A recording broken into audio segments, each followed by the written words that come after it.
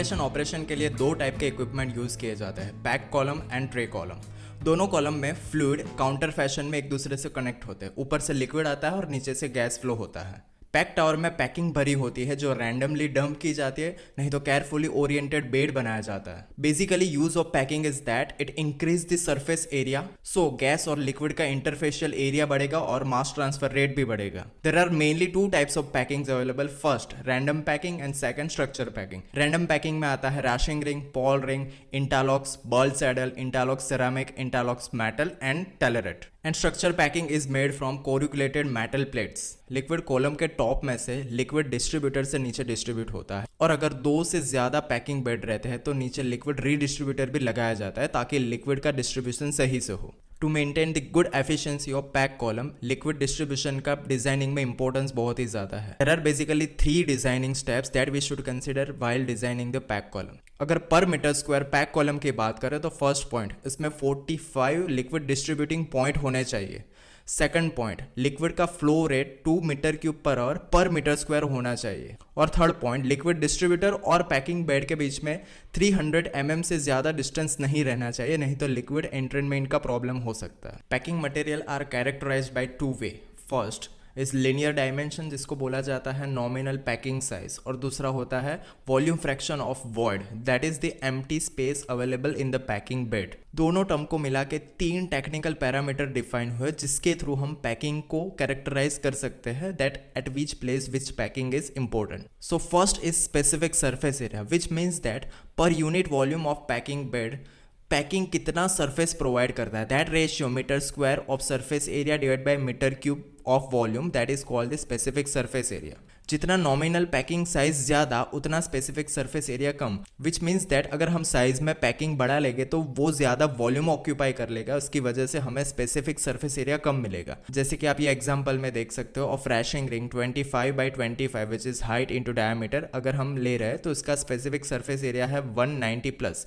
और अगर हम वही Raschig ring 50 by 50 height by diameter ले रहे हैं जिसका स्पेसिफिक सरफेस एरिया है 95। So based on that we may say that specific surface area is inversely proportional to the nominal packing size. Second is fraction void volume, that means the fraction of empty space available in the packing volume। उसको कैसे determine किया जाता है, let's say in the column कि इतना हमारे पास packing bed available है, अगर उसमें हम पानी डालेंगे सो पानी का वही बेड में कितना वॉल्यूम ऑक्यूपाई होता है, that ratio volume of water divided by volume of packing which is called the fractional void volume. In this case अगर पैकिंग की साइज बढ़ती है तो फ्रैक्शनल वॉल्यूम वॉइड भी बढ़ेगा, क्योंकि ज्यादा स्पेस ऑक्यूपाई करेगा तो उसकी वजह से ज्यादा वॉइड एरिया भी अवेलेबल रहेगा। Third technical parameter, it is packing factor, which is the number which relates pressure drop to the flow rate of that packing bed। As you may see in this equation that left side वाला जो भी term है जिसमें packing factor है, viscosity है, density of liquid and gas है, और right side में फ्लो पैरामीटर है, that is liquid gas flow rate and liquid gas density है। ये इक्वेशन ग्राफिकली भी रिप्रेजेंट हो सकता है जिसके थ्रू हम प्रेशर ड्रॉप फाइंड कर सकते हैं। So as per this graphical as you may see that on the Y axis equation का लेफ्ट साइड है जिसमें पैकिंग फैक्टर है, और on the X axis it is flow parameter. So if we are aware about with all this parameter including packing factor, so by connecting this graph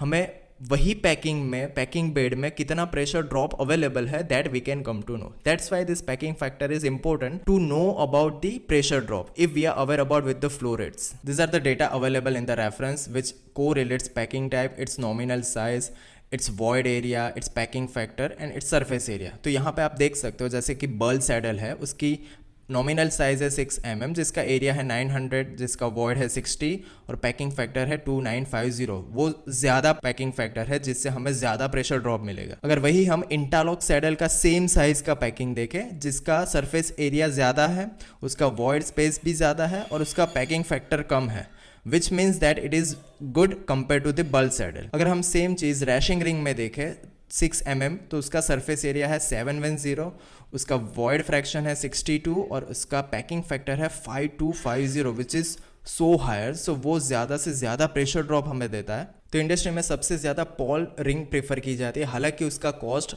पर volume is higher, जिसमें कम diameter और कम height लगती है to get the desire purity in absorption as well as in the distillation. Raschig ring की बात करें तो बहुत ज़्यादा टेम्परेचर और ज़्यादा कोरोसिव सर्विस है, तो वो केस में ग्लास पैक कॉलम में हम ग्लास रैशिंग रिंग प्रेफर कर सकते हैं। Raschig rings are cheapest packing material, तो वो जनरली कम एफिशिएंट रहता है। तो डिज़ायर प्योरिटी अचीव करने के लिए हमें मैक्सिमम कॉलम डायमीटर और ज़्यादा हाइट रखनी पड़ेगी, तब जाके हमें डिज़ायर प्योरिटी मिल सकती है। ट्रे टावर में 3 टाइप की ट्रेज रहती है। First is sieve tray, second is bubble cap tray and third is valve tray.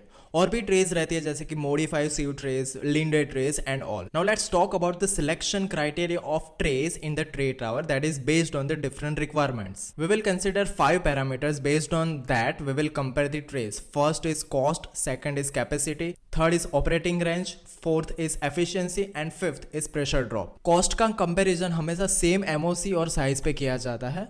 So let's take mild steel material.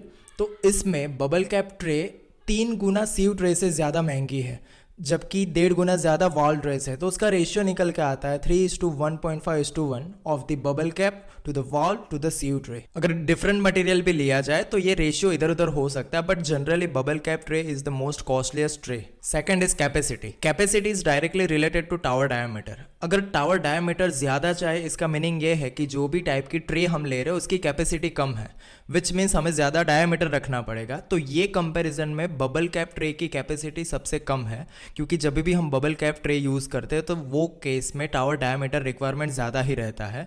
उसके बाद आती है वॉल ट्रे और उसके बाद आती है सीव ट्रे। सीव ट्रे में जनरली जो रेजिस्टेंस रहता है वो सबसे कम रहता है।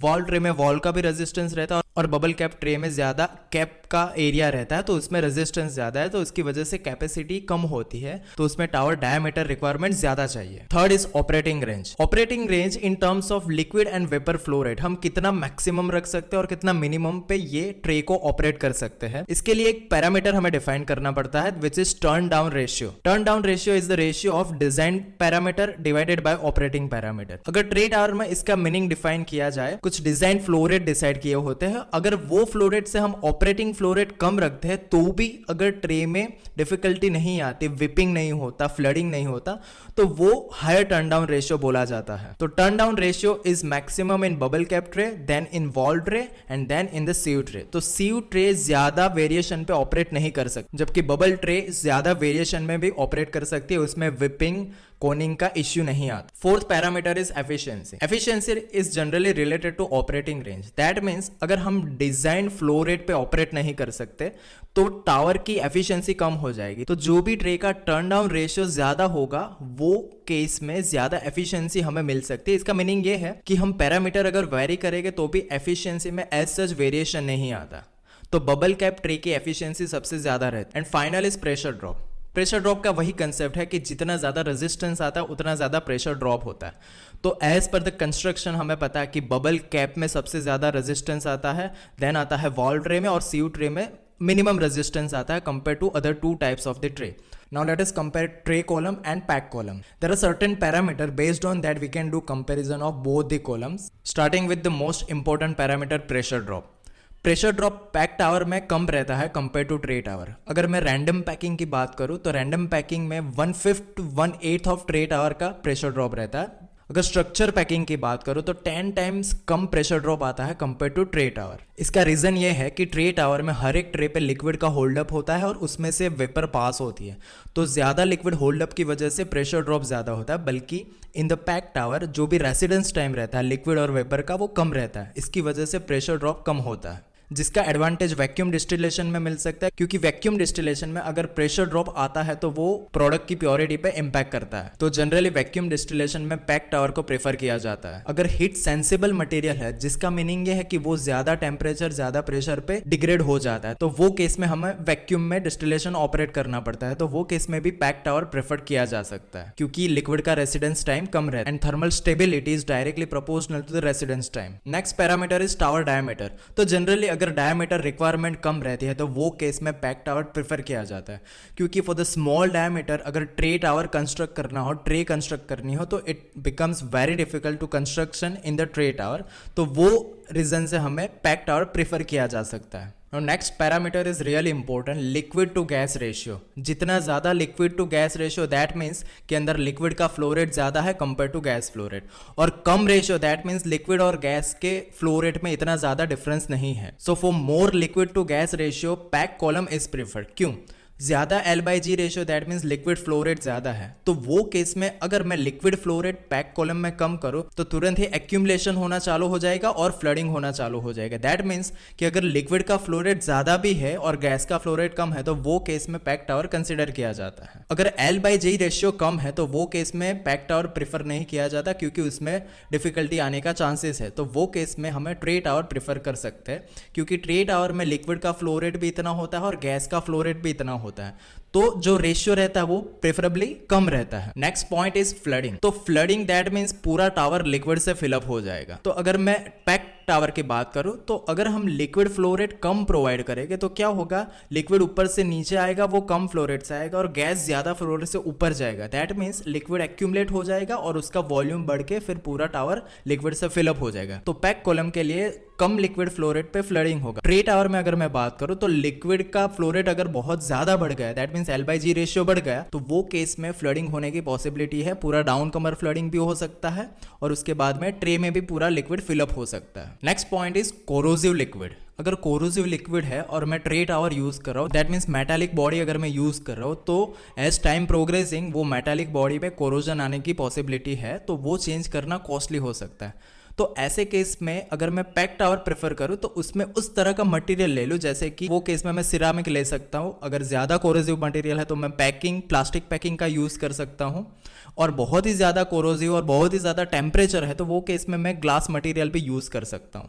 सो we have wide range of possibility in the pack tower for the corrosive liquid. Next is liquid holdup. तो अगर ज़्यादा हमें लिक्विड का होल्डअप चाहिए तो वो केस में always tray tower is preferable, क्योंकि पैक टावर में होल्डअप नहीं होता, कंटिन्यूस मास ट्रांसफर होता रहता है that is passing through the packings. Next point is common but it is equally important, it is cleaning. Cleaning in tray tower is quite easy क्योंकि tray tower में manholes provide किए जाते हैं जिसके through tray को निकाल के उसे सीधा क्लीनिंग किया जा सकता है। पर पैक टावर में अगर क्लीनिंग हो जैसे कि कोगुलेंट हो जाता है, फॉलिंग हो जाता है, वो केस में पैकिंग को क्लीन करना, पैकिंग को निकालना it becomes very difficult. So in terms of cleaning, tray tower is quite easy. Next point is change in temperature. अगर कॉलम में सडनली टेम्परेचर चेंज होना चालू हो जाता है, टेम्परेचर एकदम बढ़ जाता है, तो वो केस में ट्रे टावर में ट्रे पे इतना ज़्यादा इम्पैक्ट नहीं आता क्योंकि वो ट्रे का मटेरियल इतना ही इफेक्टिव रहता है।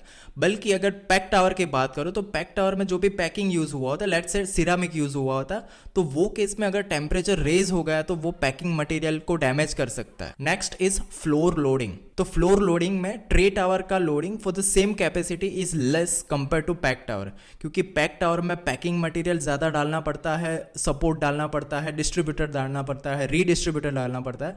पर ट्रे टावर में we just provide the trays, that's why floor loading of tray tower is less than pack tower. Next point is liquid cooling. कोई केस में ऐसा हो सकता है कि जब भी गैस लिक्विड कॉन्टेक्ट में आता है तो हीट लिबरेट होती है, तो वो केस में हमें कूलिंग प्रोवाइड करना पड़ता है। तो in the tray tower by using side stream we can easily provide the cooling, but pack tower में साइड स्ट्रीम देना पॉसिबल नहीं है। So in such cases pack tower में डिफिकल्ट हो जाएगा compare to tray tower. Next point is channelling. Channelling that means accumulation of liquid material into the tower.